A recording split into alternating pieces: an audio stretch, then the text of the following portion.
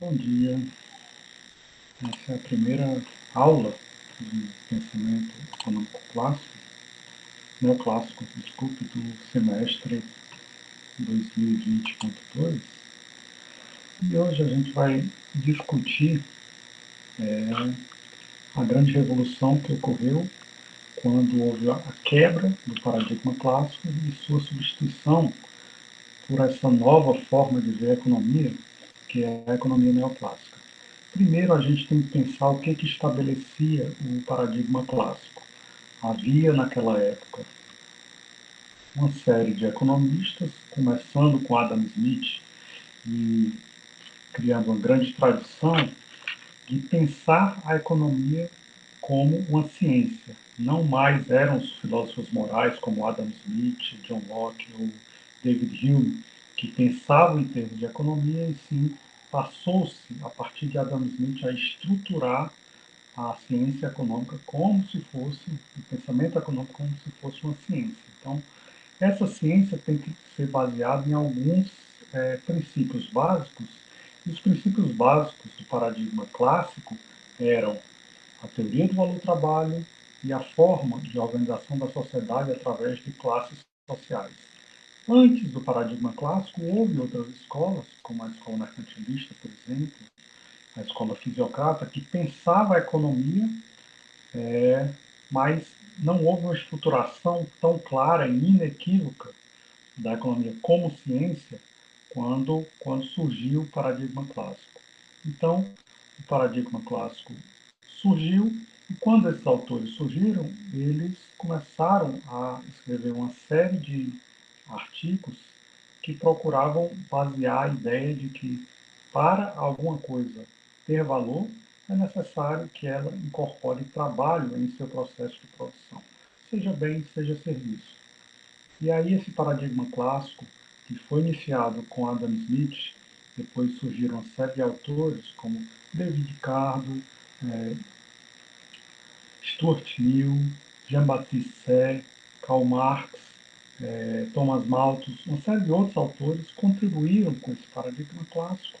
E esse paradigma clássico surgiu desde seu nascimento com a obra clássica de Adam Smith, Riqueza das Nações, em 1776, até começar a ruir com as obras de Karl Menger e Stanley Jevons em 1871, ou seja, quase 100 anos depois da obra de Adam Smith, e Leon Walras em 1873. Então, a ideia básica é o quê? É que esse paradigma clássico permaneceu por aproximadamente 100 anos e ele começou a ruir. O que o Karl Menger e Stanley Jevons fizeram para que o paradigma clássico começasse a ruir? O que eles fizeram foi pensar que a teoria do valor-trabalho não era uma teoria que conseguia explicar com eficiência, em sua inteireza, o valor dos bens.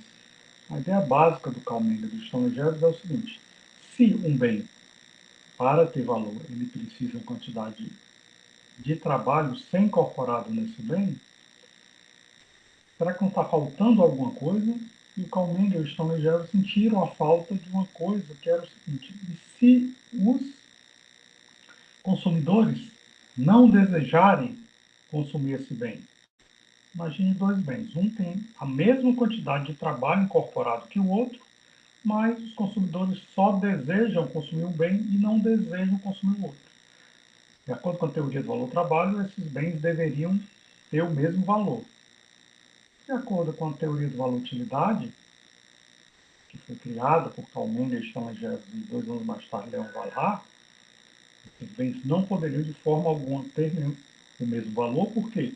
Porque o que estava sendo demandado, obviamente, deveria ter mais valor do que aquele que tinha a mesma quantidade de trabalho, mas não estava sendo demandado. Então, houve essa revolução, mais tarde foi chamada de Revolução Marginalista, onde havia essa diferenciação.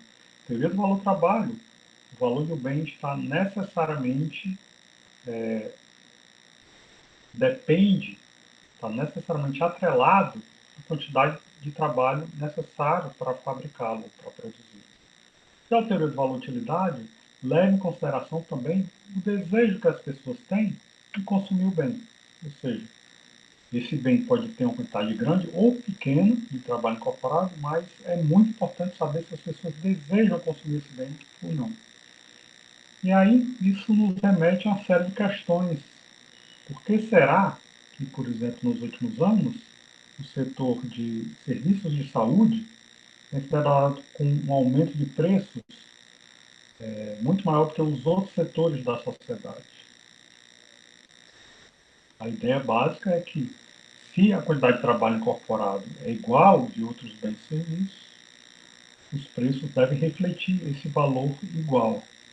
Entretanto, necessidades que preservam a vida são vistas pelo ser humano como necessidades mais importantes. Então, serviços de saúde podem ter a mesma quantidade de trabalho incorporado que outros serviços, serviços mais na área da tecnologia ou na fabricação de bens, mas esses serviços na área de saúde são vistos pela sociedade como mais importantes.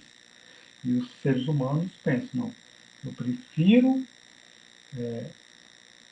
levar uma parcela cada vez maior da minha renda para os serviços de saúde, que são os serviços que vão preservar a minha vida. Então, esses desejos que os seres humanos têm para preservar sua saúde, preservar sua vida, fazem com que trabalhos com a mesma quantidade, ou melhor, bens ou serviços com a mesma quantidade de trabalho incorporado, sejam vistos como bens ou serviços de valores bem diferentes. Esse foi um grande aspecto da Revolução Marginalista, que era diferenciar o valor baseado não apenas na quantidade de trabalho incorporado, mas também na quantidade de desejos ou vontades que os consumidores atrelavam a cada bem ou a cada serviço. A ideia é que os desejos não são iguais para os seres humanos, cada ser humano tem uma escala de valores e exatamente o preço dos bens deve incorporar essa noção de que as pessoas vão demandar bens e serviços de forma diferente. E a partir desse momento, começa também a ruir o segundo pilar no qual a economia clássica se baseava, que era o pilar da classe social. A ideia básica dos economistas marginalistas é: se duas pessoas têm desejos, têm vontades, têm anseios diferentes, e, portanto, vão demandar os bens que têm a mesma quantidade de trabalho incorporado de forma completamente diferente, a ideia básica, então, é: e as pessoas de uma mesma classe social? Possuem os mesmos desejos? Têm as mesmas vontades? Ou elas também diferem? Porque classe social era um dos aspectos básicos da economia clássica. Os economistas clássicos pensavam o quê? Quem são os proprietários de terra? São as pessoas que pertencem a uma classe social. Os industriais, outra classe social. Nobreza, outra classe social. Os operários de fábricas, outra classe social. Os agricultores, outra classe social. Então, a economia clássica dividia a renda da economia em classes sociais. Já os marginalistas pensaram: mas será que as pessoas que pertencem a uma mesma classe social, elas não pensam diferente, elas não têm anseios diferentes, não têm desejos diferentes, não apresentam demandas diferentes? Para os clássicos, não. Para os marginalistas, sim.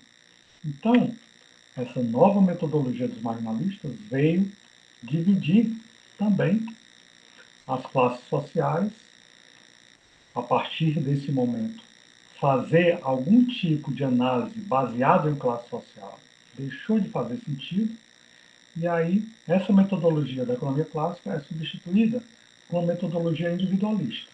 A ideia do novo paradigma da economia, que é o paradigma neoclássico, é: cada ser humano é diferente e cada ser humano vai ter uma formação, vai fazer parte de uma cultura, um ambiente institucional, vai nascer em uma época histórica, uma realidade geográfica, política, social, econômica completamente diferente. Significa que há infinitos fatores que contribuem para que a pessoa tenha uma escala de valores, uma escala de preferências, uma escala de desejos. E aí, em função disso, ao construir essa escala de valores, é impossível que dois indivíduos tenham os mesmos desejos, tenham as mesmas vontades de satisfazer os seus desejos da mesma forma. Então, a ideia básica dos economistas marginalistas, que vai ser incorporada no paradigma neoclássico, é de que cada indivíduo deve ser analisado independentemente dos outros indivíduos. Não faz mais sentido analisar as pessoas como fazendo parte de uma mesma classe social. Cada um tem que tomar decisões e fazer escolhas individualmente. Então, a partir disso, os neoclássicos vão se deparar com aquela questão da formação de preços.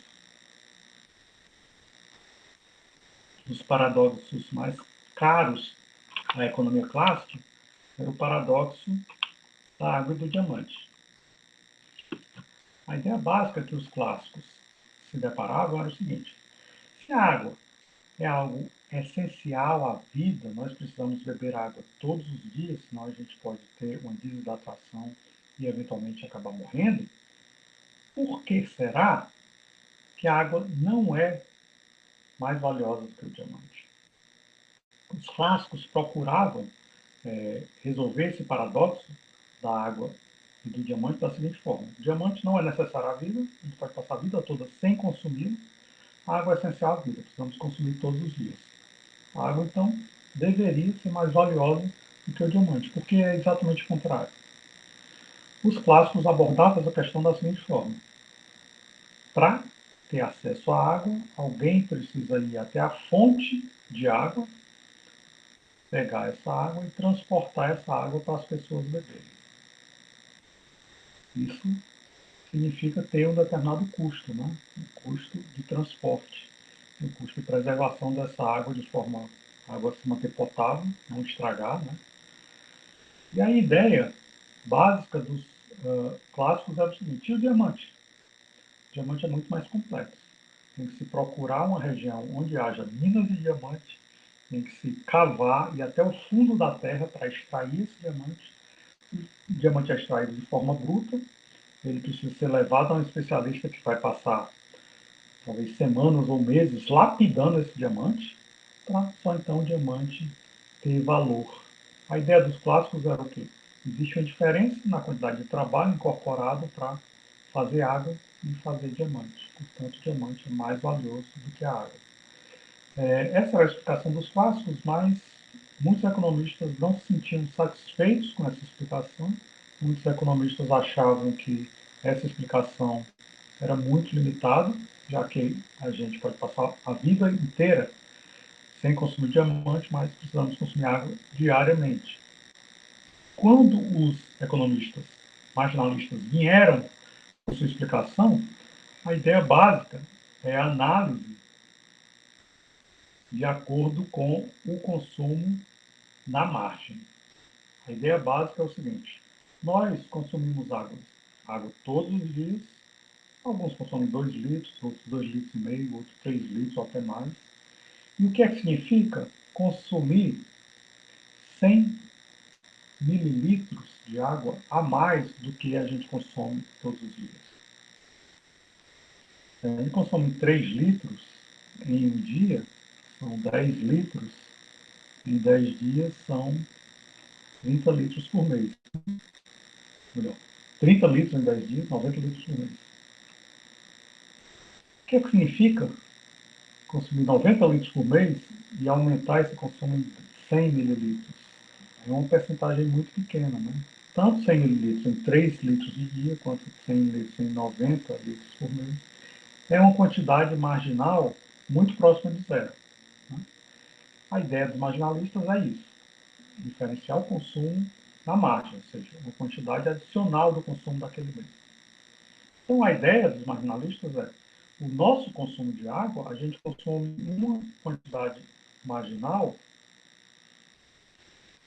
muito pequena com relação ao que a gente consome normalmente. Então, essa diferença é próxima de zero, o que significa que o preço da água vai ser muito próximo de zero, pelo fato da gente consumir grandes quantidades todos os dias. Se a gente for aumentar a quantidade, a gente vai aumentar muito pouquinho, uma questão até de questão do funcionamento do nosso corpo, né? A gente não vai conseguir passar de 3 litros para 6 litros, ou 10 litros, ou 20 litros de água. Paradoxalmente, a gente pode até ter uma intoxicação por excesso de água e morrer com excesso de água. Então, a gente vai consumir só uma pequena quantidade a mais, ou uma pequena quantidade a menos. A gente consumir muito menos, a gente morre de desidratação.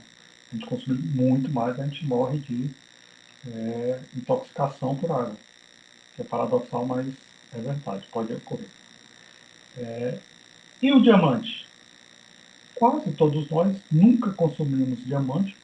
Poucos de nós consumimos um diamante ao longo de toda a vida. E, portanto, o que é que significa? Você deixar de consumir zero para passar a consumir um. Essa diferença é infinita, né? Você consome um diamante na sua vida e passar a consumir dois. Significa um aumento de quanto? 100%. Se você consome dois, passa a consumir três, um aumento de 50%. Então, o que a gente está demonstrando? Que a diferença entre deixar de consumir uma quantidade muito próxima de zero ou igual a zero e passar a consumir uma unidade a mais, é uma diferença enorme. Enquanto que a água, a gente consome grandes quantidades e só consegue incorporar pequenas quantidades adicionais. Então, o consumo da água, o seu custo tende a zero, enquanto que o consumo de diamante, seu custo tende a infinito, ou um número muito alto, 100%, 50%. A ideia básica é o quê?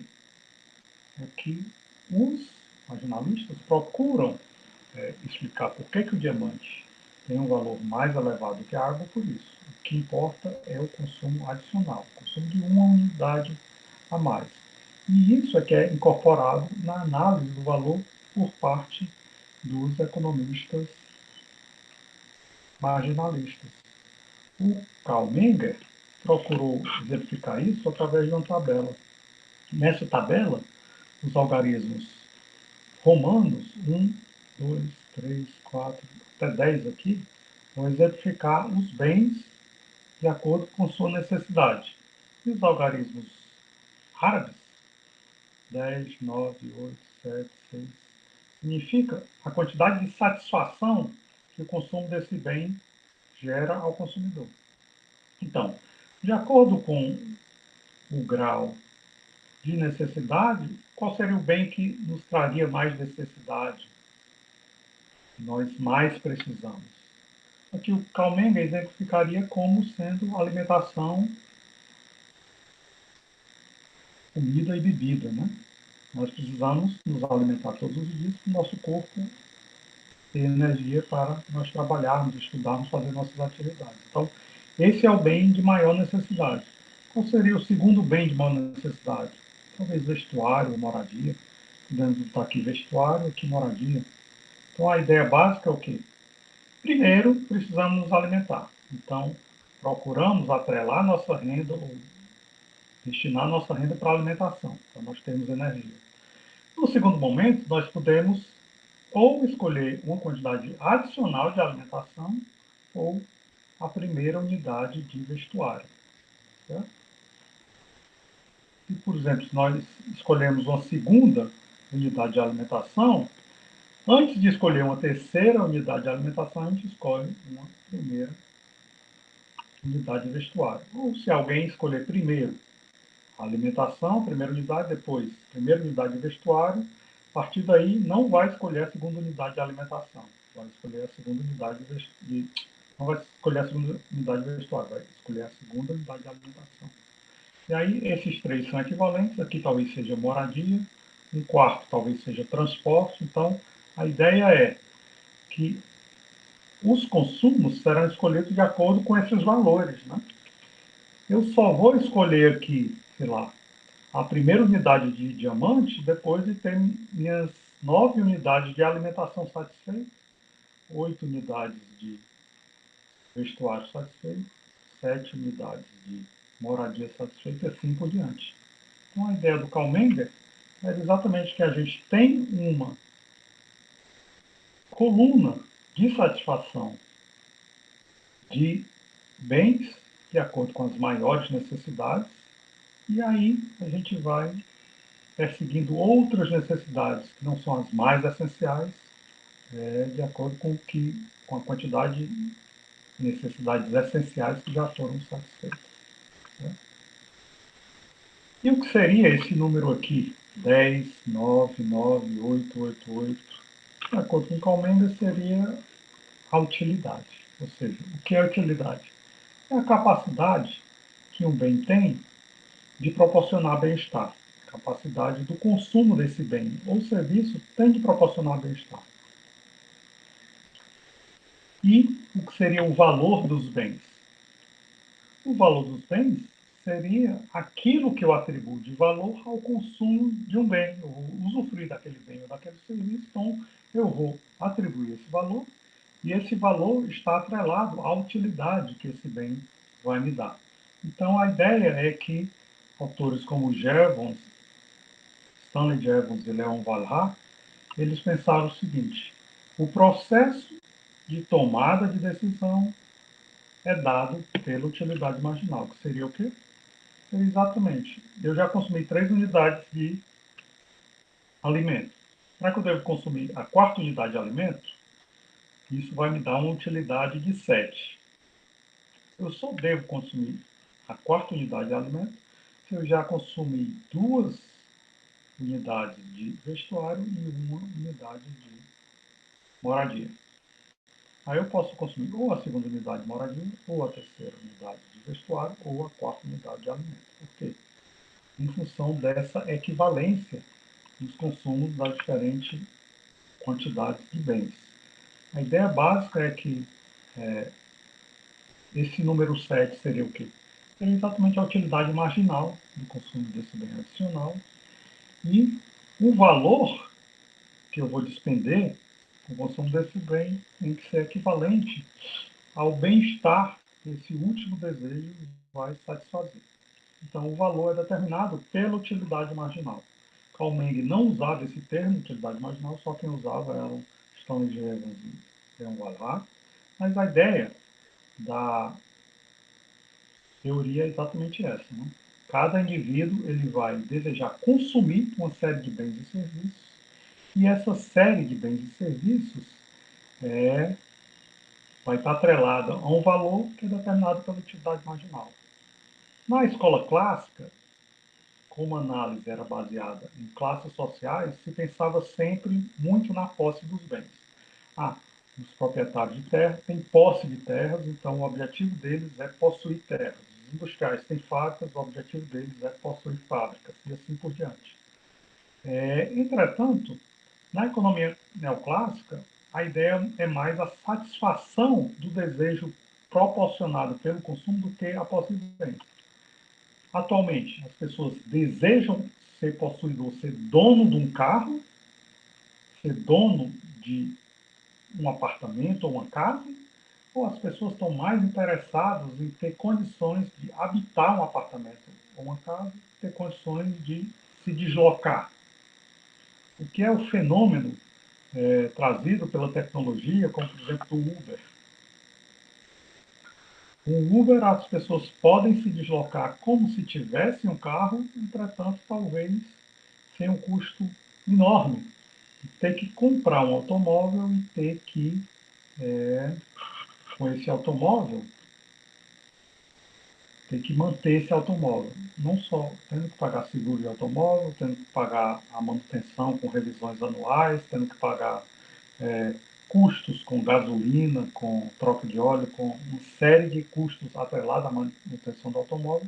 Por que a pessoa tem um automóvel? Porque ela quer se deslocar. Então, esse deslocamento é um deslocamento que pode ser feito sem que a pessoa tenha um automóvel. Antes, esse deslocamento era muito caro, né? Feito por táxi ou, para ser mais barato, feito pelo um veículo de transporte público coletivo, trem, ônibus, metrô. Atualmente, graças ao Uber e às novas tecnologias, as pessoas podem se deslocar em automóveis individuais, só que com um custo muito menor do que o custo de ter que ser dono, ter a posse de um veículo. Então, a ideia básica da economia neoclássica é essa. O que proporciona bem-estar é o consumo de determinado bem e serviço, não a posse de bens. E quem é que consegue suprir esse desejo? São os bens finais. Existe na sociedade, na economia, tanto os bens finais quanto os bens intermediários. Que bens são esses bens intermediários? Os bens intermediários são aqueles bens que são necessários para produzir bens finais. Então, se a economia neoclássica, através da Revolução Marginalista, atribui o preço dos bens, atribui o valor dos bens ao desejo dos consumidores finais, qual seria o preço ou o valor dos bens intermediários? Para isso, a economia neoclássica passa a desenvolver a análise do tempo. O que acontece quando bens são produzidos cujas características sejam bens que demorem muito tempo para ser entregues? O que acontece com a construção de um imóvel, com a construção de um navio, trens, aviões? São bens que, antes deles ficarem prontos para serem consumidos, é necessário organizar esse processo de produção comprando uma infinidade de matérias-primas, quantidade de insumos, máquinas, equipamentos para produzir esses bens é absurdamente caro, é muito grande e demora muito tempo para produzir esses bens. Demora anos. O que acontece durante esses meses onde se demora para se produzir esses bens? É necessário comprar matéria-prima, é necessário contratar trabalhadores e começar o processo de produção.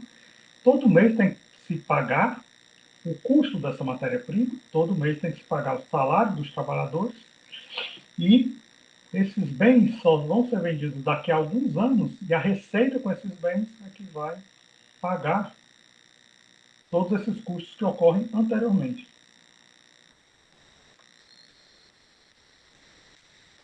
Esses bens são chamados de bens de capital ou bens intermediários. E, obviamente, quanto mais sofisticada for a economia, maior será o valor desses bens intermediários, porque mais produtividade essa produção desses bens está gerando na economia. Então, maior vai ser o consumo dessa economia e maior vai ser o bem-estar proporcionado por essa economia. Só que, durante o período de tempo que esses bens estão sendo produzidos, até eles se tornarem bens finais, todas aquelas matérias-primas, todas aquelas máquinas e equipamentos, estão tendo um valor, estão tendo que remunerar quem produziu essas máquinas e equipamentos, então a gente tem essa característica. Quanto maior for o tempo de produção, maior será necessária a produtividade da economia e maior será necessário ter o valor de utilização desse capital. Então, esse processo é um processo onde os bens intermediários terão um valor, e esse valor está atrelado ao consumo e ao valor dos bens finais que eles produzem. E com isso, se utiliza o conceito criado por dois economistas na transição da economia clássica para a economia neoclássica, que são o alemão Friedrich von Giesa e o austríaco Eugen von Grünberger. O que eles disseram? Eles disseram basicamente o seguinte: eu tenho recursos, a sociedade tem recursos, e esses recursos da sociedade podem ser alocados, por exemplo, para produzir bens que demoram muito tempo, imóveis, aviões, computadores, televisores, celulares, navios, trens, ou podem ser usados para produzir coisas que são feitas rapidamente, como alimentos ou minerais. Para extrair mineral da terra, o processo pode envolver capital, pode envolver mão de obra, mas o mineral é extraído com relativamente rapidez. Mesma coisa ocorre com a colheita de alimentos, né? São bens que não demora muito tempo, o processo de produção não é muito demorado, se consegue relativamente rápido, e a ideia básica é o quê? Como é que a minha sociedade vai alocar recursos? Vai alocar recursos em bens que o processo de produção não demora muitas etapas, um processo de poucas etapas e, portanto, É um processo rápido ou é um processo que vai demorar muitas etapas? Se eu tenho um número limitado de trabalhadores, se eu tenho um número limitado de capital, a gente vai ter o conceito que o Friedrich von Bisa e o Eugen von Böhm-Bawerk chamaram de custo de oportunidade, que é exatamente comparar o custo de ambas as produções, comparar também o valor que se obtém pela venda de ambos os produtos e tentar analisar qual é o mais interessante. O aspecto complexo disso é que, para os marginalistas e para os neoclássicos, o valor é subjetivo, enquanto que, para os clássicos, o valor é absolutamente objetivo. Qual é a objetividade do valor para os clássicos? Muito simples. A quantidade de trabalho incorporado em um bem.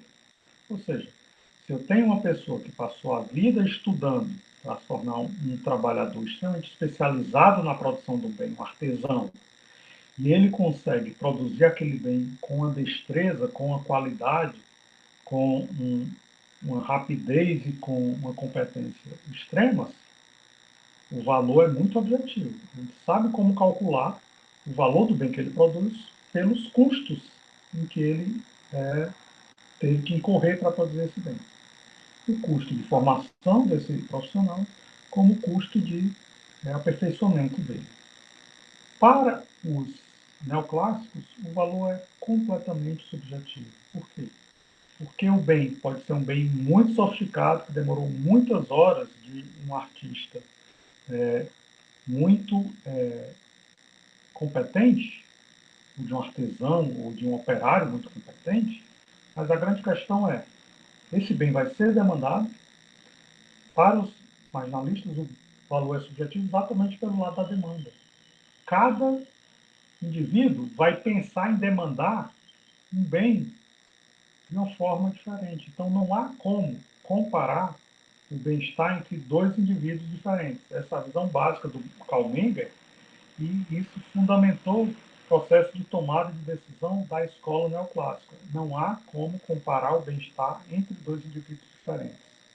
Isso, obviamente, vai contra o que se tinha antes. Um economista que trabalhou bastante a questão da utilidade antes da Revolução Marginalista, que é o Jeremy Bentham, que é inserido na escola clássica, ele defendia a ideia de uma legislação tributária baseada nessas noções que era possível comparar o bem-estar entre dois indivíduos diferentes. Essa noção provavelmente é o que fundamenta a existência de uma legislação tributária progressiva. A ideia do Bentham é o quê? Se eu tenho uma pessoa que ganha 10 mil reais e uma pessoa que ganha 1.000 reais, se eu cobrar impostos da pessoa que ganha 10 mil reais, vou cobrar 10% de renda dessa pessoa. Ela vai passar a ficar só com 9 mil reais dos 10 mil que ela ganha, e 1.000 reais eu, que pertenço ao Estado, vou tirar dela e vou distribuir para quem ganha 1.000 reais. A ideia básica do Jeremy Bentham era a seguinte: existe uma característica do consumo dos bens que é uma característica onde os primeiros 1.000 reais que a pessoa consome em bens e serviços geram muito mais bem-estar do que o segundo 1.000 reais, ou os terceiros 1.000 reais, ou o quarto 1.000 reais. Então, o que é que Bentham pensava? Como nós temos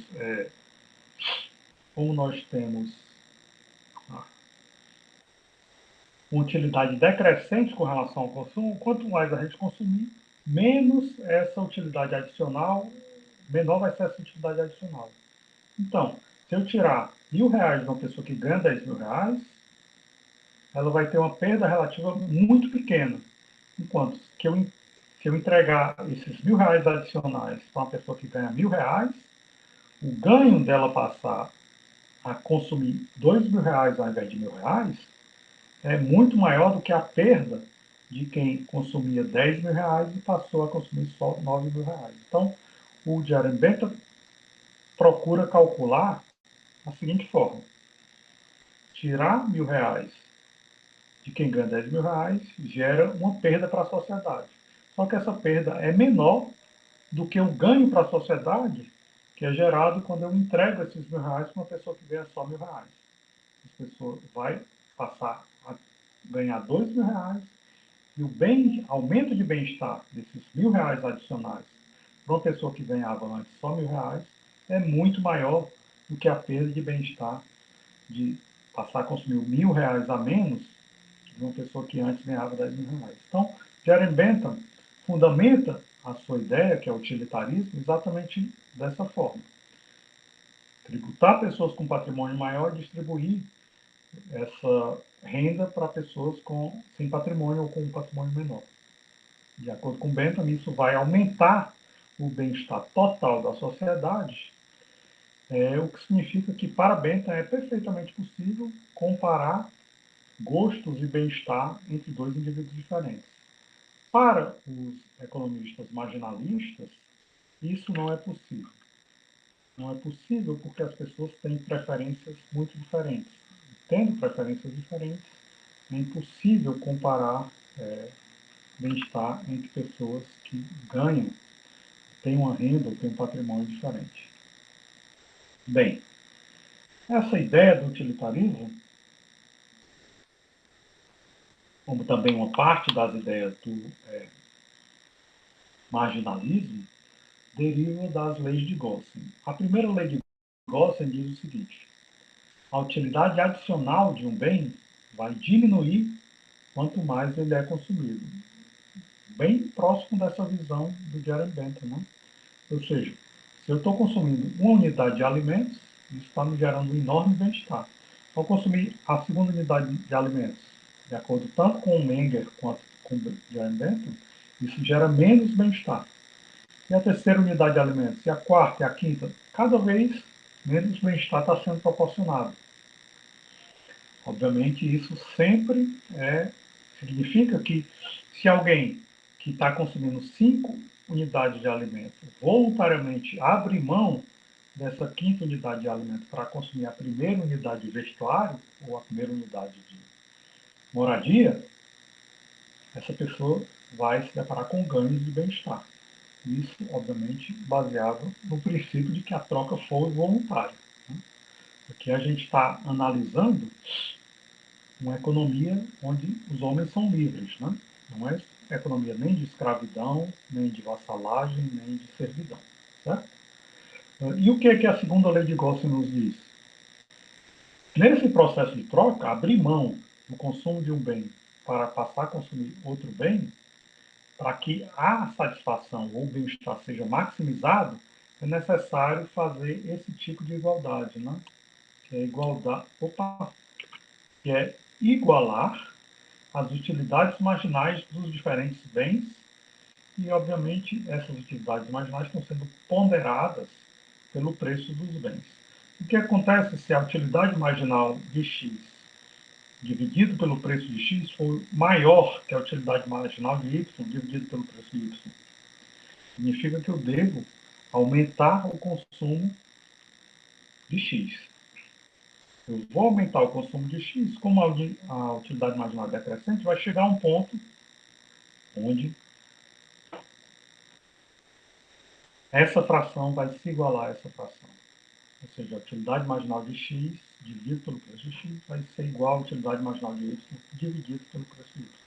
E se a utilidade marginal de Z dividido pelo preço de Z for maior do que isso, ou seja, eu igualei a utilidade marginal de X dividido pelo preço de X com a utilidade marginal de Y dividido pelo preço de Y. Mas se a utilidade marginal de Z dividido pelo preço de Z for maior, então eu devo aumentar o consumo de Z até que haja também essa igualdade com X e com Y. Então, a segunda lei de Gossen diz exatamente isso. O consumidor deve continuar aumentando o consumo de bens para aumentar a sua satisfação. E ele vai maximizar a sua satisfação quando ele consegue dividir o consumo entre os mais diferentes bens que ele está disposto a consumir e houver essa igualdade entre as utilidades marginais dos bens dividido pelo preço desse bem. E com isso ele vai maximizar a utilidade total. O que é a utilidade total? É a soma do consumo é a soma da utilidade do consumo de todos os bens. Então, a gente pega a utilidade marginal e multiplica pelo número de unidades consumidas de cada bem. Com isso, a gente chega à utilidade total. Essa regra da segunda lei de Gauss nos mostra que a gente consegue maximizar a utilidade total, ou seja, fazer com que a utilidade total chegue a um valor máximo. Então, a ideia é que o consumidor, ao consumir bens finais, ele vai conseguir utilizar essas regras, as duas leis de Gauss, para maximizar a sua utilidade total. E com relação aos bens de produção, os bens de produção, obviamente, vão depender do tempo e do valor dos bens finais que se utiliza bens de produção para produzir bens finais. Então, quanto mais bens de produção eu utilizar para produzir bens finais, mais os bens finais vão determinar o valor dos bens de produção.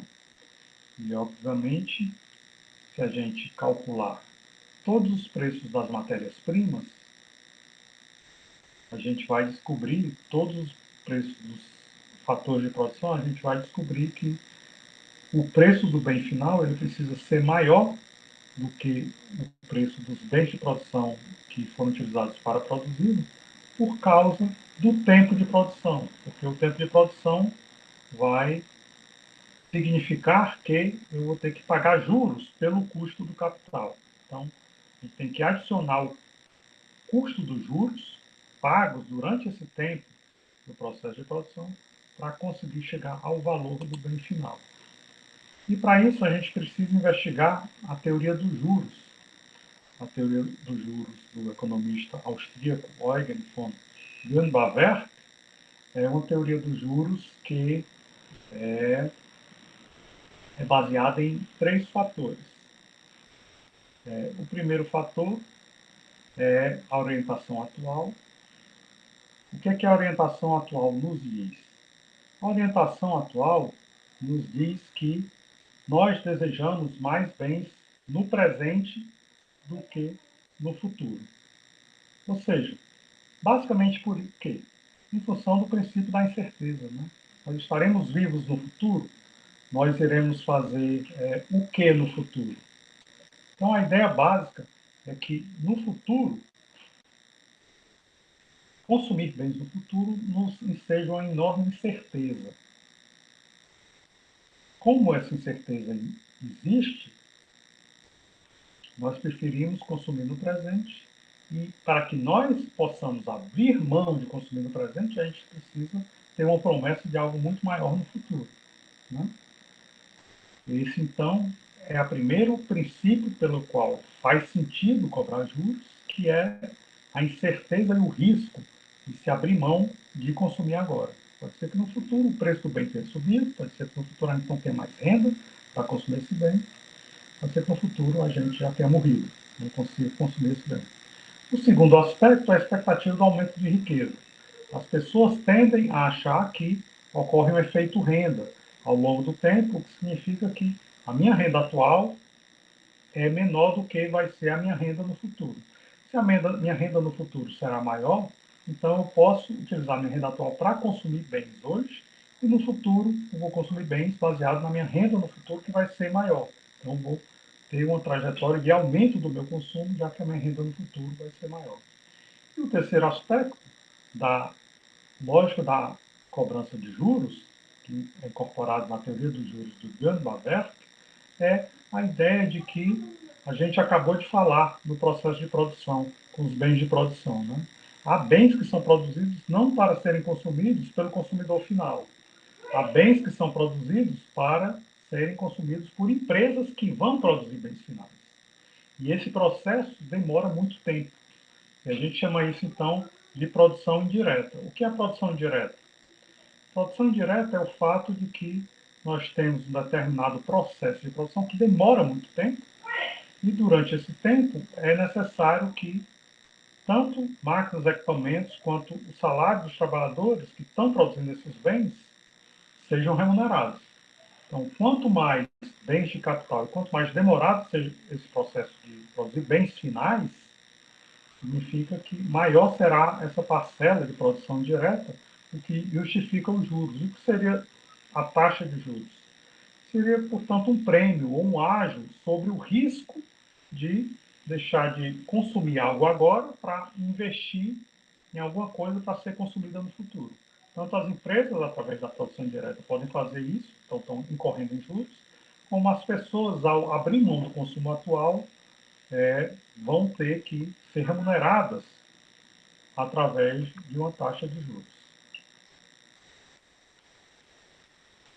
Aproveitando essas noções de utilidade marginal decrescente, um economista francês, inglês, desculpe, chamado Francis Edworth, ele procurou demonstrar graficamente as infinitas combinações de consumo de dois bens por parte de dois indivíduos. Então, os indivíduos iriam escolher consumir esses bens e, em uma economia livre, eles iam fazer trocas voluntárias de forma a escolher quanto cada um ia produzir, quanto cada um ia consumir e iam testando no sistema de tentativa e erro, iam descobrindo qual era o ideal para ambos. As chamadas curvas de contrato de Edwards, que fazem parte da caixa de Edwards, vão mostrar as curvas de diferença entre dois consumidores e, quando essas curvas se tangenciarem, eles encontram um ponto de escolha ótimo. E a caixa de Edwards representa um conjunto, todo conjunto possível de trocas entre dois indivíduos e dois que consomem e produzem dois bens simultaneamente. As trocas são livres e são voluntárias, portanto, haverá uma barganha. E sempre que eles concordarem e acharem um ponto de máxima utilidade, esse ponto vai ser chamado de ponto ótimo de Pareto. E para acabar a aula de hoje, a gente fala de uma consequência da Revolução Marginalista que foi descoberta pelo John Bates Clark, que é um economista americano, que ele utilizou a noção de utilidade marginal decrescente e de produtividade para incorporar em uma teoria de distribuição de renda essa noção.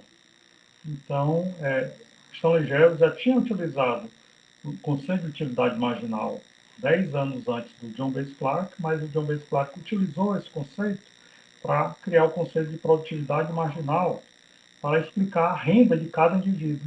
Ou seja, por que será que executivos, modelos, jogadores de futebol, recebem salários que às vezes são bem mais altos do que salários de profissionais como médicos, advogados e economistas?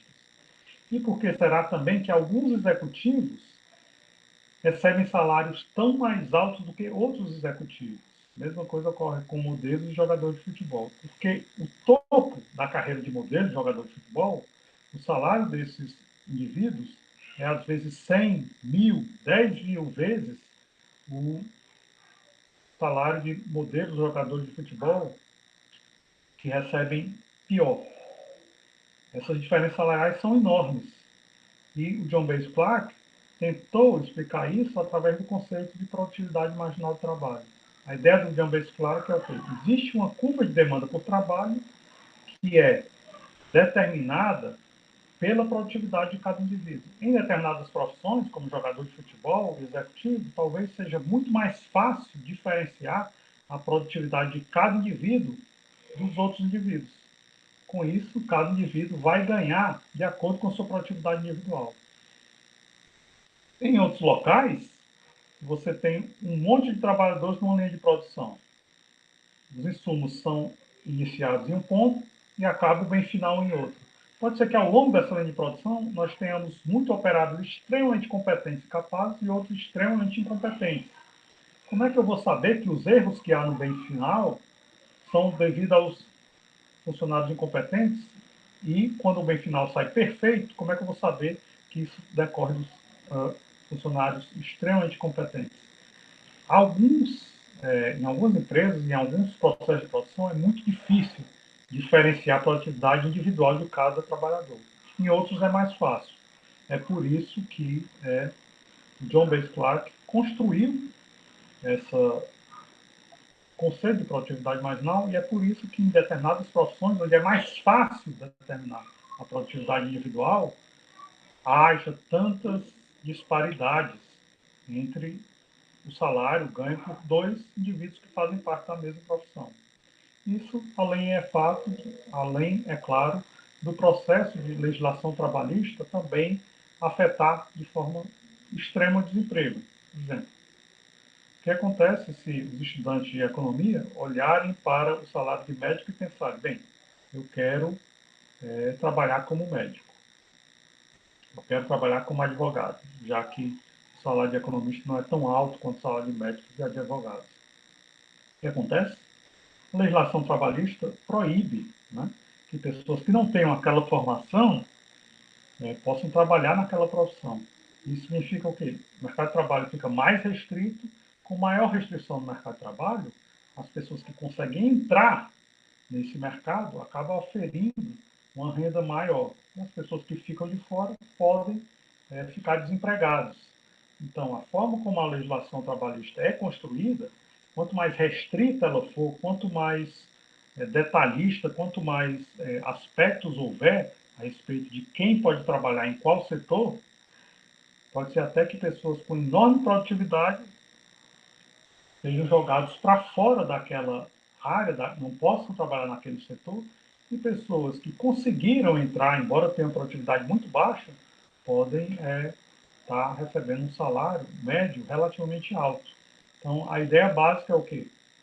A legislação trabalhista, por ter determinados aspectos legais que impedem a entrada de pessoas que podem ter uma produtividade marginal relativamente elevada, pode influenciar de forma bem significativa o desemprego. Também ocorre quando a legislação trabalhista cria leis, como, por exemplo, leis de salário mínimo. Né? Quem não tiver aquela produtividade suficientemente para produzir aquela quantidade para ganhar um salário mínimo, fica desempregado. Entretanto, essa pessoa pode ter uma produtividade quase próxima do salário mínimo, mais abaixo. Em uma sociedade sem lei de salário mínimo, essa pessoa estaria trabalhando, estaria inserida no mercado de trabalho. Em uma sociedade onde tem leis de salário mínimo, e leis de sindicatos ou leis de restrição de quem vai trabalhar naquele setor, essas pessoas podem ficar desempregadas. Bem, é isso. A gente fica por aqui na aula de hoje. Na próxima aula a gente vai investigar a segunda aula, que diz respeito ao utilitarismo e o marginalismo. E, então, aproveitem a aula de hoje, assistam e até a próxima aula. Ok?